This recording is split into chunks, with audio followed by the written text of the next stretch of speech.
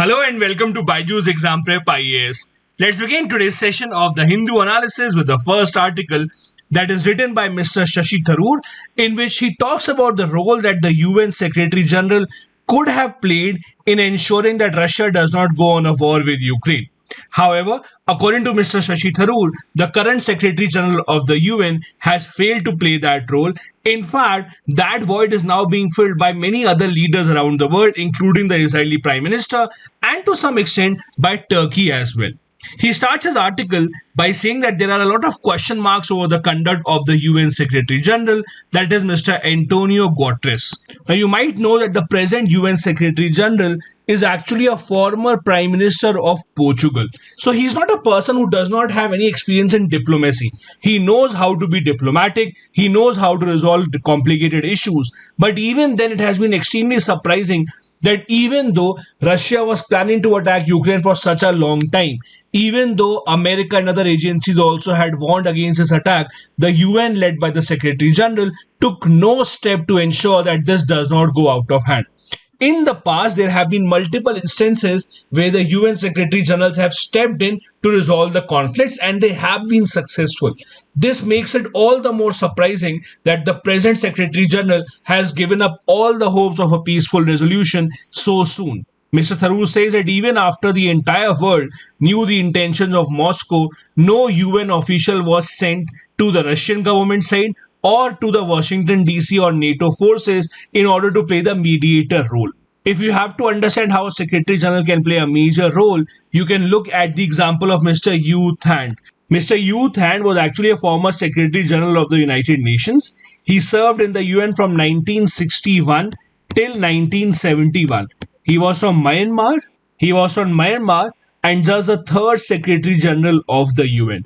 Now, the decade where he held this position, that is from 1961 to 71, was the peak of the Cold War between the USSR and America. This is when the infamous Cuban Missile Crisis took place. In the middle of that crisis, it was Mr. U Thant only that intervened in between the two superpowers and made sure that the conflict does not go out of hand. There's also an example of Kofi Annan, many of you might know him, who was the Secretary General of the UN in the decade of the 1990s. He also played a major role in ensuring that the US abandons its plans of bombing Iraq. In fact, when the US government was about to bomb Iraq, the Secretary General of the UN, that is Kofi Annan, undertook a trip to Baghdad to make sure that this does not result into a war. The current Secretary General of the UN, however, has not showed any of these intentions, and this void is now being filled to a certain extent by the new Israeli Prime Minister, that is Mr. Naftali Bennett. Now, it is in the international media such as the Financial Times that Naftali Bennett is trying to play the peacemaker role. In fact, he has prepared a 15-point peace plan, and now his officers are reaching out to both the parties, that is Ukraine and to Russia, to ensure that both of them agree to as many points as possible. These 15 points include neutrality of Ukraine, promise that Ukraine will never join NATO, a promise that Ukraine would also recognize Russia as one of its national languages, also that Ukraine should recognize the independence of the Donetsk region. Those were the places that Russia has already recognized as independent republics. Now, the negotiations are still going on, and hopefully they would give a positive result. Now, the later part of this article focuses on what can be the exact intentions of Vladimir Putin and what can lead to the end of the war. Now, around the world, no one knows what exactly are the intentions of Vladimir Putin because his own objectives keep on changing. Shashi Tharoor is just making an educated guess. According to him, the objectives may include ending prospects of NATO troops to be anywhere near Russia, maybe a regime change in Ukraine, maybe ensuring that the current Ukrainian president steps down and a person who is more favorable to Russia takes up the current position. Also, maybe create a buffer state in Ukraine between the Russia and the West so that Ukraine would always remain a neutral country. Or maybe just did what the Chinese did to India in 1962. That is, unilaterally start a war and then unilaterally end the war also by saying that we have taught our enemies a lesson. No one knows what exactly are the intentions in the minds of Vladimir Putin, and we can only guess. However, in all that guessing, The one thing that everyone is certain about is that in order for these peace talks to go forward, the one thing that is mandatory for Russia is that they want binding neutrality for Ukraine. Now, what do we mean by binding neutrality? There are many countries around the world, including in Europe, that have written in their constitution that they're a neutral country and they will not join any of the major superpowers. Or if not in the constitution, they have signed bilateral treaties under which they have said that they will not participate in any armed conflict.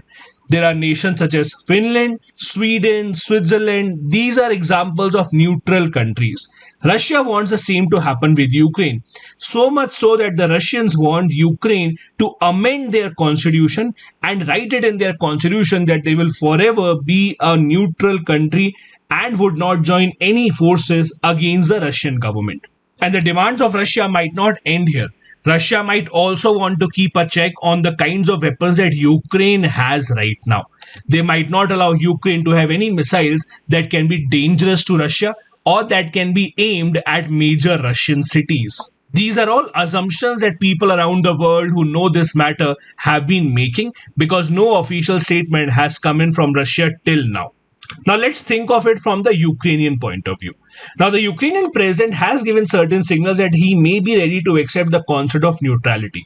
But how far would it go? Would it be just a written assurance or would it be written in the constitution itself is still a matter of debate. Not just this, Ukraine can also now leverage this situation because we all know that Russia was not aiming for such a long war. It seemed that Russia had underestimated the power and the potential of the Ukrainian military. They would have hoped for this war to be extremely short, but the kind of resilience that the Ukrainian military is showing, the cost of the war for Russia is also increasing every single day.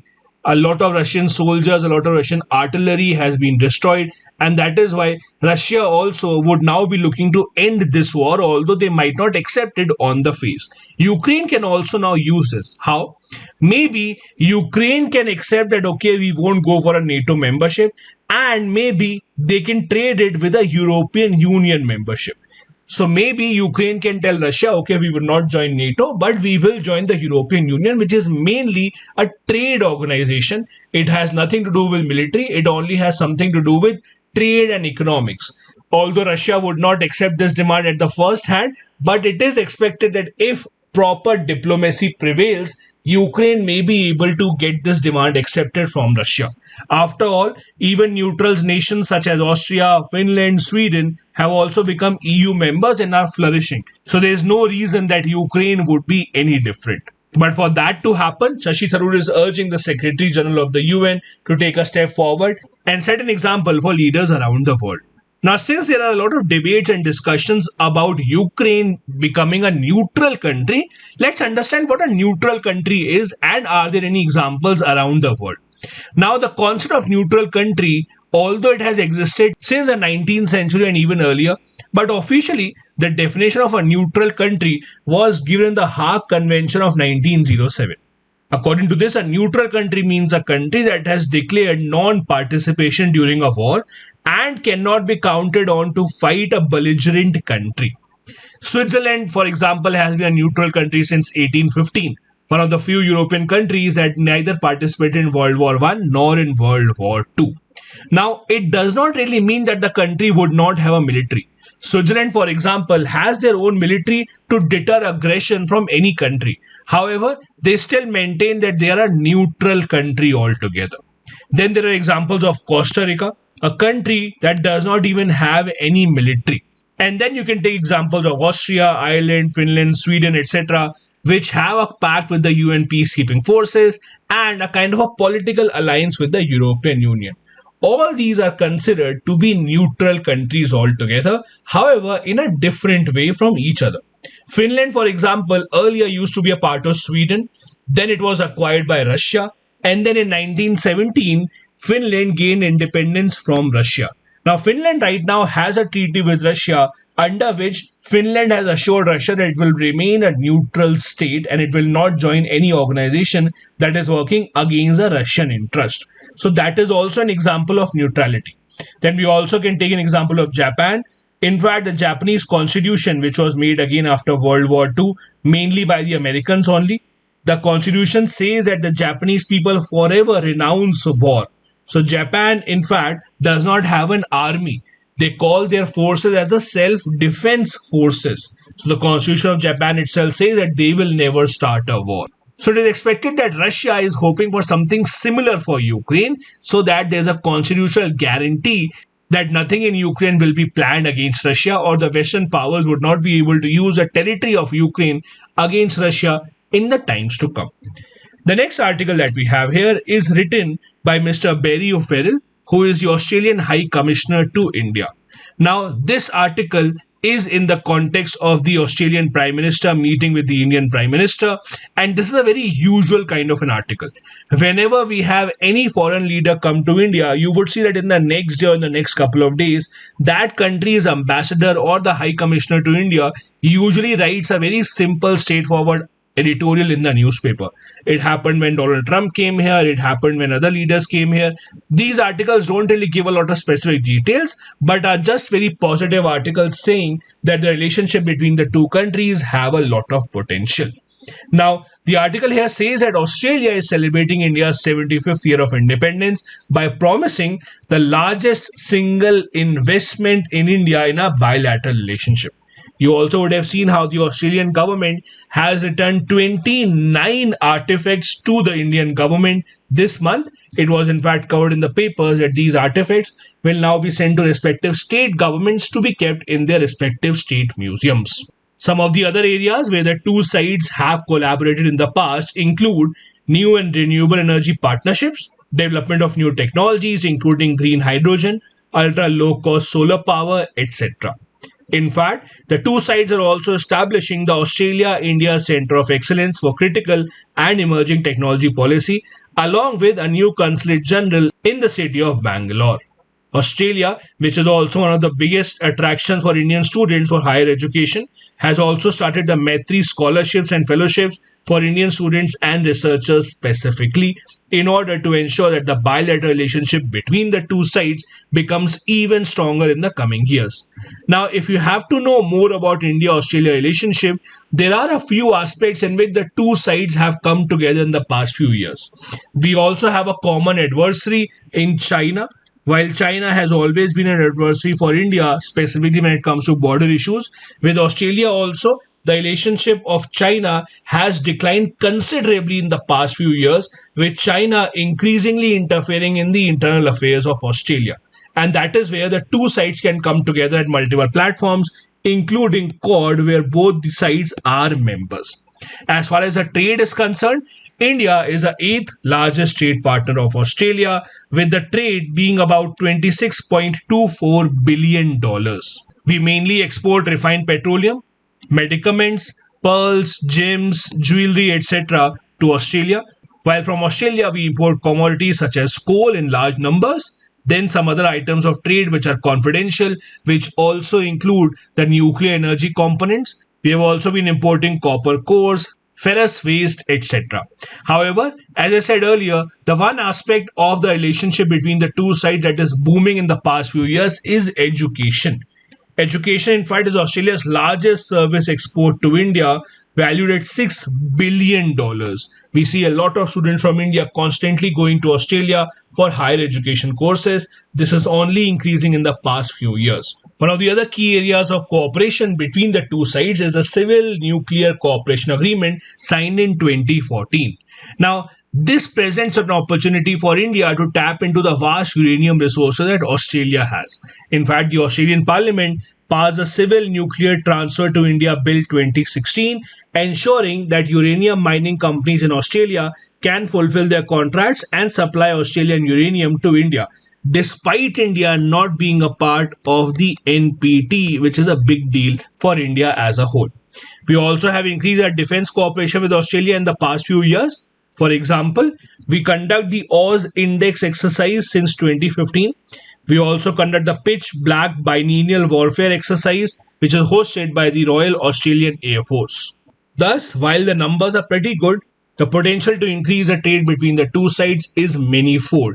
Australia also wants India to be a part of the RCEP so that the trade between the two sides can further increase in the coming years. As you know, India declined to join the RCEP after being a part of the negotiations all through. It is a trade agreement which is spearheaded by the ASEAN nations and has some other nations along with the ASEAN.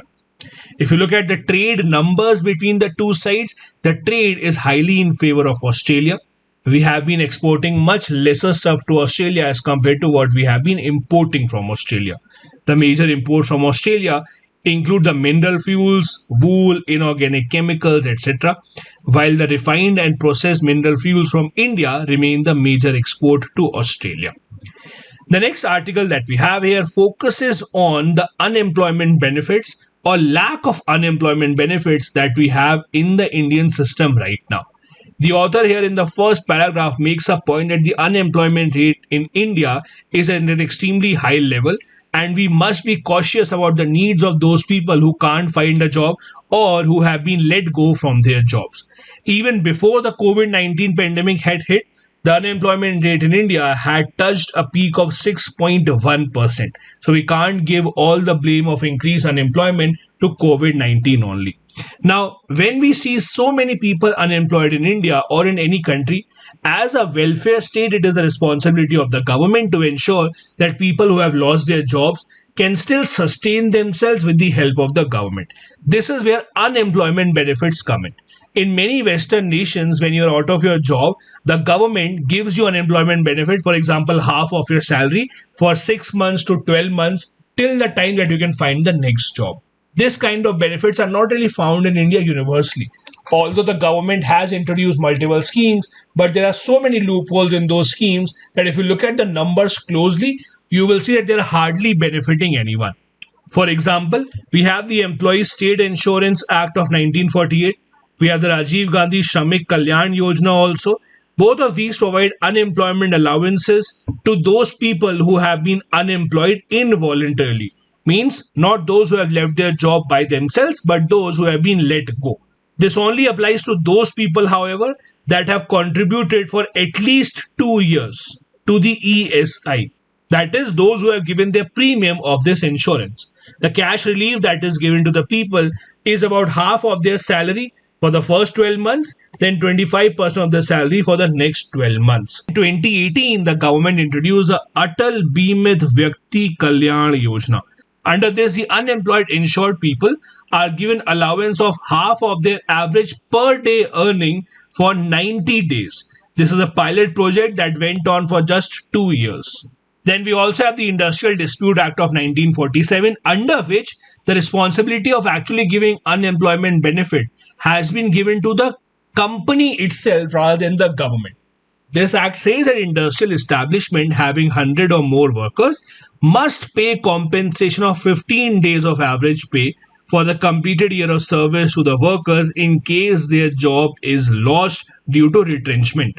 Now, in the recently codified labor laws, the Social Security Code, that is the SSC 2020, does not have any specific mention of unemployment benefit.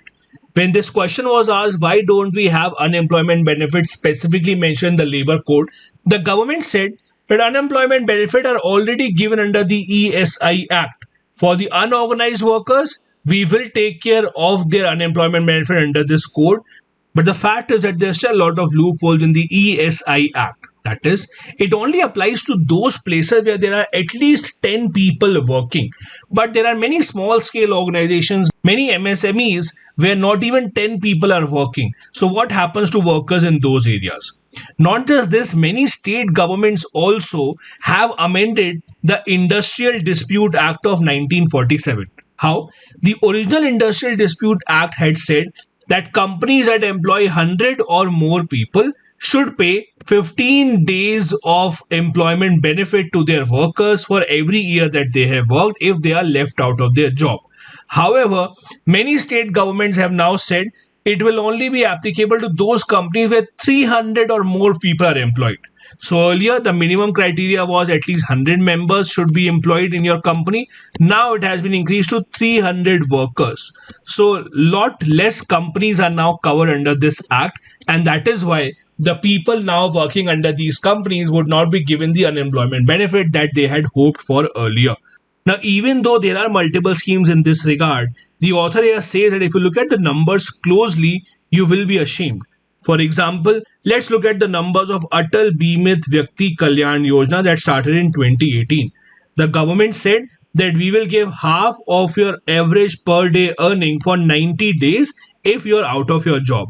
So the author says that between July 2018 and March 2020, only 120 people applied for claim under this scheme.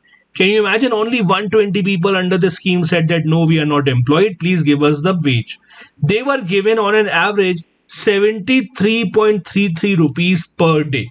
Just imagine what can they afford in this much money. And as per the author, the government did not even take any special efforts during the pandemic stage as well. The author here says that the relief given to the corporates during the pandemic was much higher as compared to the relief that was given to these workers who were unemployed. And these schemes have not translated into any success on the ground. That is why the government must ensure that there are proper unemployment benefits that are allotted to the people in India. At a time when the retail inflation is close to 6%, when wholesale price index is about 12%, when EPFO rates are coming down, we need to find a way to get more money into the hands of the people who are unfortunately losing their job, and this is the government's responsibility. Now, if you talk about unemployment in India, we see a lot of numbers given and a lot of editorials in the newspapers every single day. But how exactly do we track employment data in India? Let me tell you. There are two major sources of data on India's workforce and employment. These are the decennial population census, that is the one that is carried out after every 10 years, and there is a nationwide quinquennial, that is 5-yearly survey on employment and unemployment that is done by the NSSO, that is the National Sample Survey Office. This has now been replaced by the periodic labor force survey that came up in 2017, and now it is done on an annual basis. Now, this PLFS, which is launched by the NSSO in 2017, was set up on the recommendation of a committee headed by Mr. Amitabh Kundu. It collects data on a number of variables such as the level of unemployment, the type of employment and their respective shares, the wages that are earned by different types of jobs, the number of hours that the people are working, etc. It in fact also gives women-specific data. For instance, in India, the proportion of female in the official workforce increased from 17.5 to 24% between 2017 and 2019. So there is an annual increase of about 17% in the female workers, which is a positive sign. However, overall, the number of women in the workforce are still much below the number of males in the workforce in India. The next article here talks about the problem of medical education in India specifically. The author here says that despite the Prime Minister saying that we should have more medical education seats in the country, the real situation on the ground is very dismal. The author says that medical education in India is extremely tough. Out of 16 lakh people who write the NEET examination hoping to get entry into a medical course, there are only 88,000 MBBS seats. The other hurdle in this is the reservation policy, due to which the number of open seats reduce further.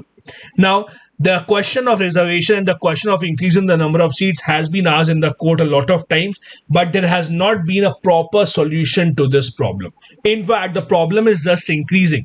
The Supreme Court, although in multiple cases has repeatedly said that we are not ready to increase the 50% reservation limit. They said the same in 1972 in Balram case, 1992 Indira Sahani case, and then in 2021 Maratha reservation case. But continuously we see that the states are asking the Supreme Court to increase this limit. Why? Because the respective state governments, be it the Maharashtra government, be it the Tamil Nadu government, then Haryana government or Rajasthan, Gujarat governments, all of them want to increase their vote bank, and they have found out that the best way to increase their vote bank is to give reservation benefits to a particular caste of people or to a particular group of people. That will ensure that they will get much more votes from that caste or that group. Now, when they give such kind of reservation, that usually goes against a 50% quota, and it is struck down by the Supreme Court. This has happened in case of the Maratha reservation. This has happened in case of the Jats reservation.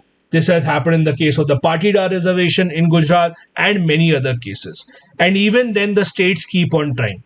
The latest attempt is by the Tamil Nadu government. where they have given 7.5% preference to government school students when it comes to getting admission into graduation.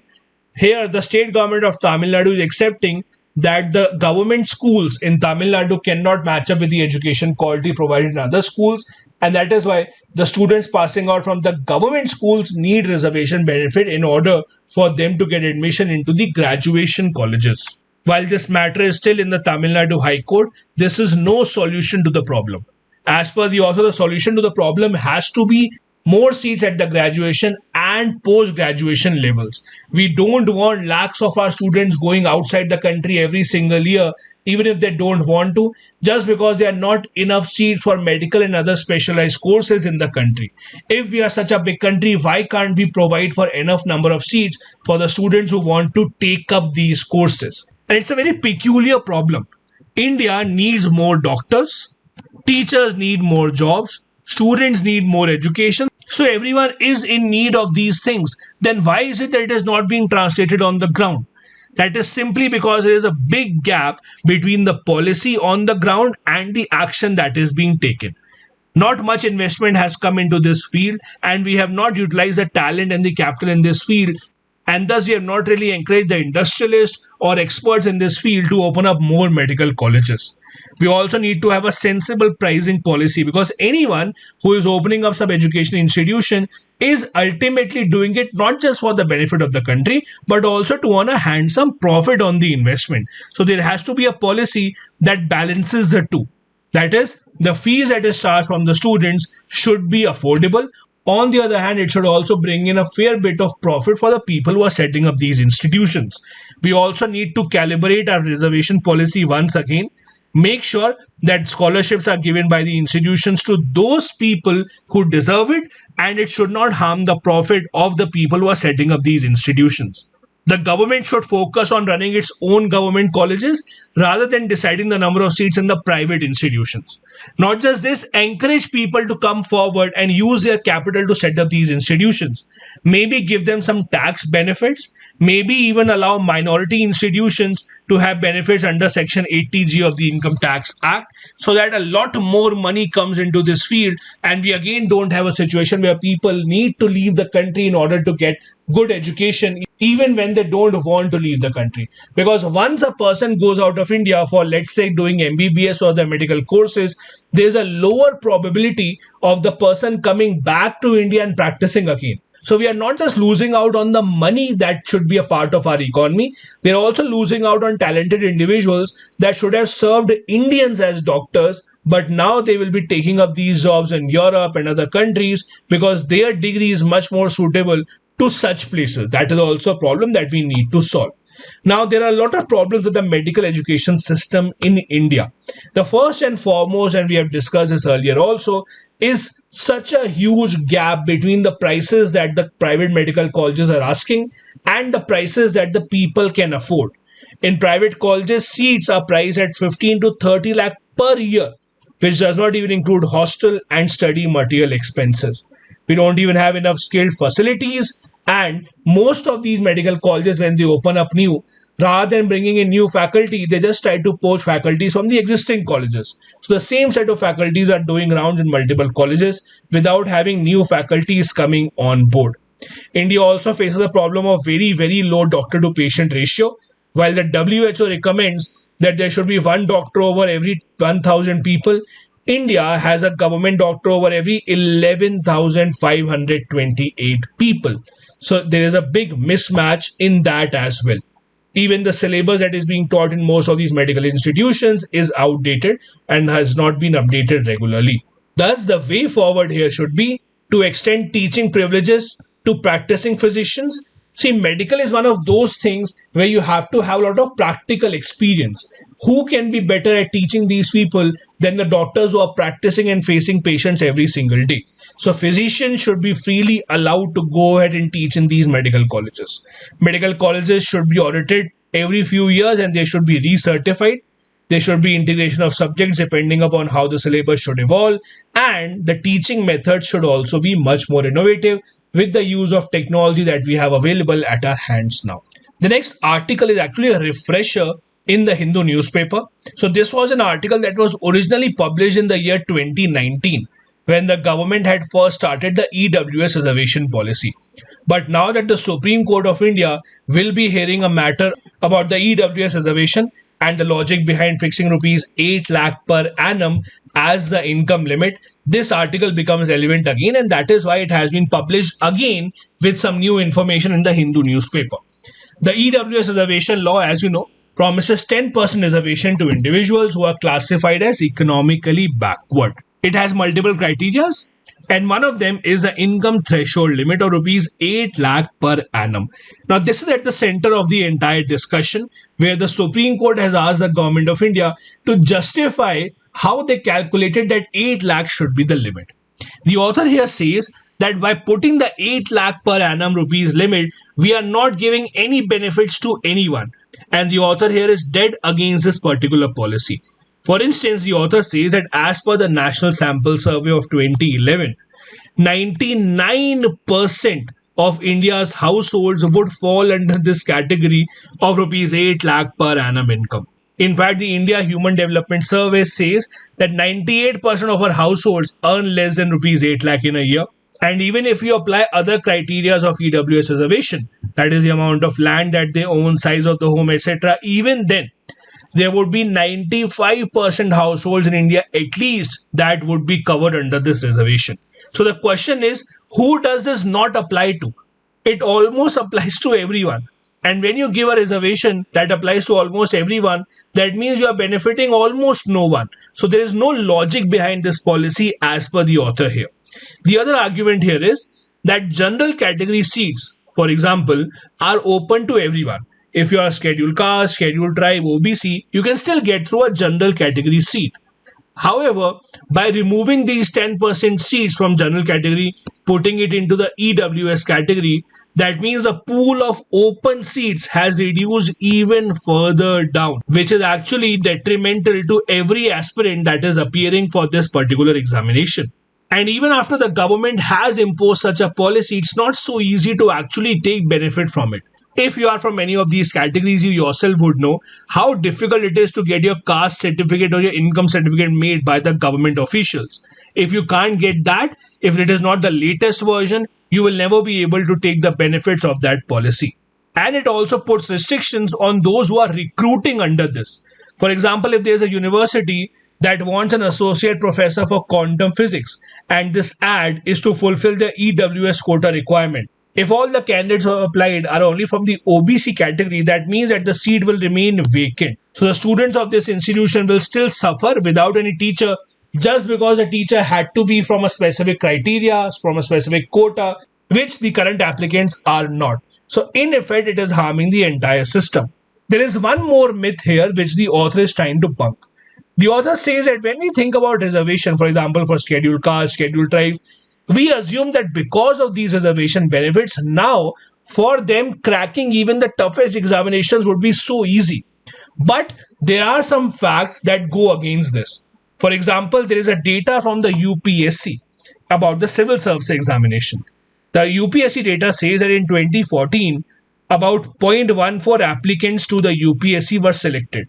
Out of these, the highest success rate was in general category and the OBC category, while the lowest success rate was in scheduled caste, that is only 0.08%.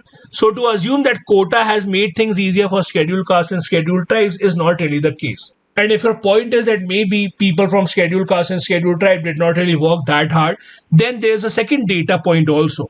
That is, 8% candidates who took the main examination in the UPSC succeeded.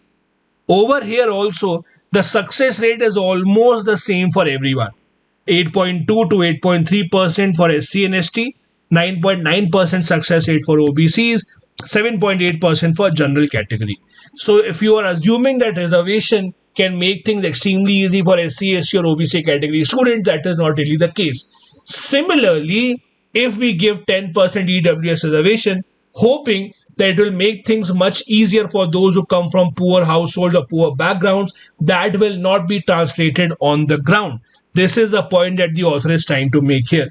And thus, our entire thinking about the reservation policy needs to change in India. One way can be to spread the benefits of reservation as wide as possible. How? Maybe bring a policy under which one single individual is able to use this category benefit only once in their lifetime. Maybe at the time of education to graduation, maybe at the time of education to post graduation, maybe at the time of their job, but only once by linking it to their Aadhaar card number. The second strategy is to ensure that the reservation does not just start from the college level, because a basic foundation of your college actually starts from schools. So if you were lagging behind in your school education, you will have a very hard time coping up at the college and at the university level. For example, amongst the children between the age of 8 to 11, 68% of children going to schools are forward caste students, and the number of students going to school from SC, ST and OBC category are far lower as compared to the general category students. So maybe focus on ensuring that the reservation benefits are given at the primary education level or elementary education level, so that they can make a real difference on the ground and they might not need reservation benefits later on in their life. Now, as I said, the reason why this EWS policy is in the news is because the Supreme Court has asked a question to the Government of India to justify how exactly did they arrive at the 8 lakh per year limit. To respond to this, the government a few months back had actually released a report in which they gave their points about how did they decide about the EWS quota. As per the report, the government said that rupees 8 lakh is actually a very fine balance between the over-inclusion and inclusion errors, and the government found it very reasonable. The other argument that people made in the Supreme Court was that because the OBC creamy layer criteria is 8 lakh and above, the government just copied that 8 lakh number and did not really think twice about it. But the government says that we did not really copy that number.